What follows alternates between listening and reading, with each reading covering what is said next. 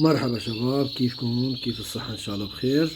أفضل طريقة لتجبير البيض هي طريقة الشمع، نقط الشمع طبعا فوق الكسر. طبعا لازم يكون غشاء مو منخوش، ما يكون داخل فيه هواء لحتى تنجح الطريقة معك.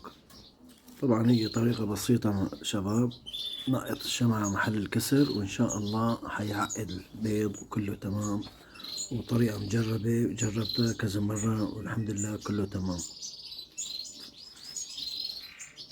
طبعا هلا بتشوفوا باخر فيديو كيف عم بفحص البيض وكان عائد، بس الدنيا نهار ما بين بالتصوير.